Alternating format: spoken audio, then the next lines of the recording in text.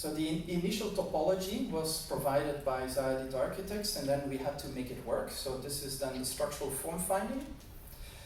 In this case, we didn't take a risk, so it's still a cable net, but instead of a cut fabric, it's an entirely 3D knitted fabric. And that allowed us also, so this, what you see here, by the way, is the fully automated pipeline that Mariana developed for her PhD to go from any geometry to direct knitting operations that you feed into any knitting machine. So here you see that we have this highly optimized external frame. I will come back to this later. This was done with Compass so that Andrew Liu, who is now in Sheffield, could do hundreds of iterations and even make decisions on site when things went not exactly. By the way, this is arguably the largest scarf ever knitted in the world. That was then packaged by Mariana and her colleagues Lex, our concrete magician, to literally be carried on site in 2 suitcases. 2 suitcases because they're students. If they would have flown business, they would have needed only 1 suitcase because the total weight of the formwork is 25 kilograms. So there, the local assembly, this was decided by the contractor locally. We provided all the geometry and did all the fabrication data. This was Matthias who did all of this. But here you see one of the key arguments. The entire logistics is embedded in this 3D knit with pockets, with features. Nothing can go wrong.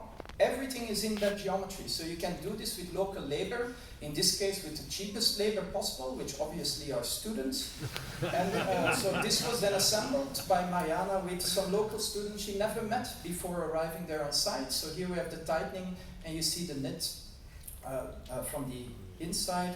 We also developed some very simple kind of additional features because ending a shell is very complicated, and so we folded over this fabric to have a clean detailing. And then here you see these modeling balloons, I will talk about this later, that provided these pockets.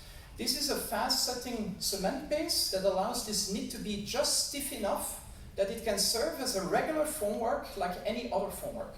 So here you see this. And so here you see also that it looks like Swiss chocolate, so it might be good.